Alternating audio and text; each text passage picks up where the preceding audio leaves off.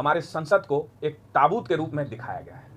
वाह, नबी पास उप मुख्यमंत्री हो अगर बिहार के, और जिनकी समझ ये हो कि राष्ट्र की धरोहर जो नई संसद है वो एक ताबूत रूपी तुलनात्मक रूप में आप ट्वीट करेंगे तो लोगों के मन में क्या होगा। अपने अहंकार में मग्न हो और देश का विरोध करते रहो। ऐसी मानसिकता दिवालियापन के आप ग्रसित हो गए हो कि आप मोदी जी का विरोध करते करते राष्ट्र के इंस्टीट्यूशन और संस्थानों का विरोध कर रहे हो।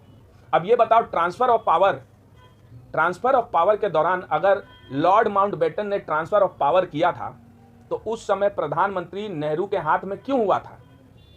राष्ट्रपति के हाथ में क्यों नहीं ट्रांसफर ऑफ पावर किया गया? आप राष्ट्रपति का सम्मान करते हो?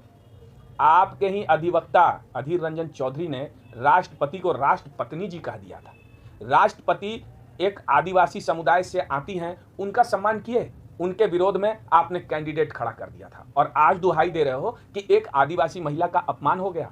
अगर आप राष्ट्रभक्त हैं तो बने रहिए हमारे साथ, अन्यथा राम राम।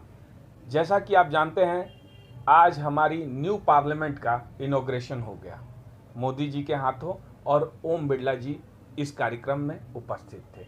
राज्यसभा के उप चेयरमैन भी उपस्थित थे और कई दल जो सरकार से सहमत है वो उपस्थित थी, पर कुछ ऐसी भी पार्टियां हैं जो कुतार्किक प्रसंगों के साथ जी रही हैं।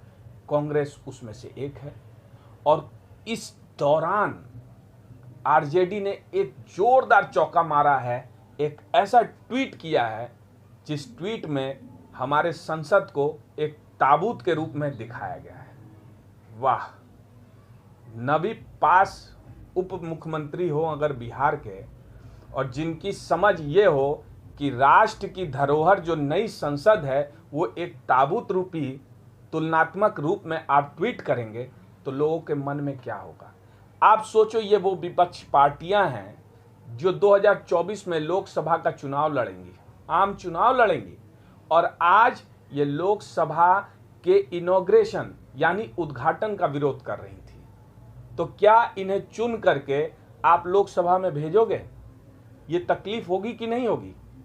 और आरजेडी हो, टीएमसी हो, आप हो, इन सभी पार्टियों से मेरा ये हाथ जोड़ के निवेदन है, एक हेल्दी डेमोक्रेसी में आप एक हेल्दी रोल प्ले करते हो, लेकिन आप अपने ईगो को अपने जेब में रखो।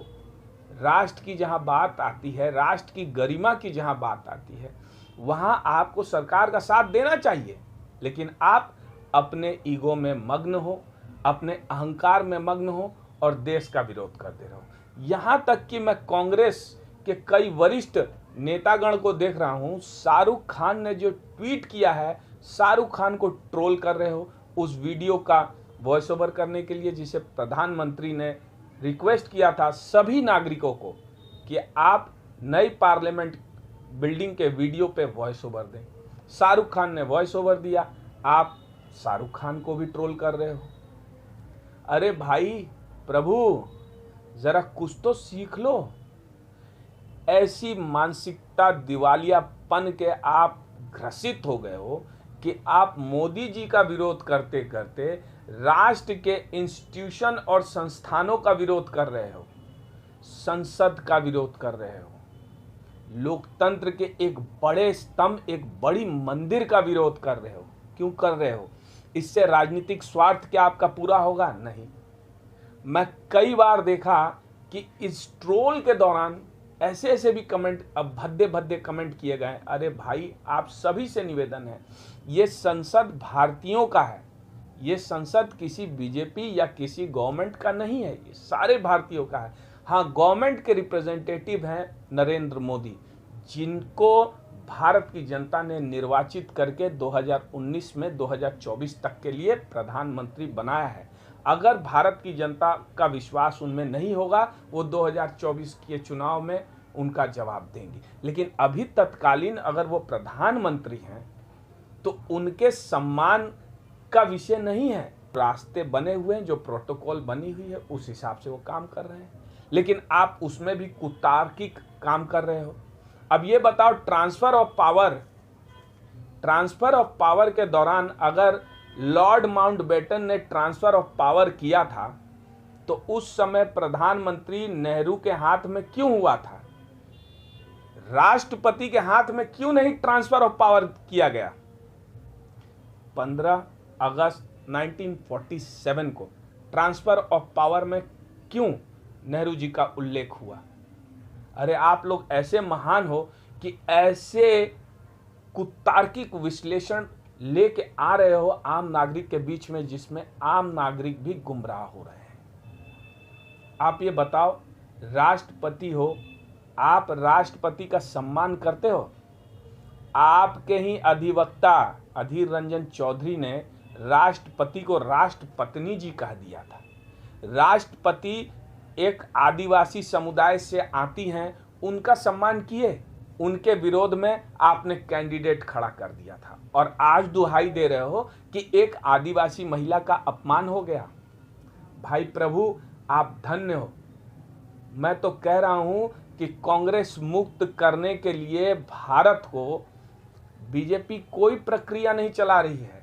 आप खुद कुतार्किक प्रसंगों से भारत के हर एक आम नागरिक के दिल में बता रहे हो कि भाई कांग्रेस मुक्त 2024 के बाद भारत आप देख रहे हैं। कर्नाटक जीत गए, ये बड़ी बात नहीं है। हो सकता है एक आप चुनाव आप जीत जाए, किसी एक स्टेट में आप गवर्नमेंट बना ले, लेकिन आप अपने इस मानसिक दिवालियापन से जो शिकार हुए हो, इससे बाहर निकलो। भारत की संप्रभुता, भारत की अखंडता और भारत के संस्थानों का सम्मान करो, कॉन्स्टिट्यूशन ऑफ इंडिया का सम्मान करो। अरे आप वैसे लोग हो कि कांग्रेस की नैया खुद डुबा रहे हो, और जो विपक्ष अपने ईगो में आ करके और देश के सामने एक्सपोज हो जा रहे हैं, वो विपक्ष भी पछताएंगे।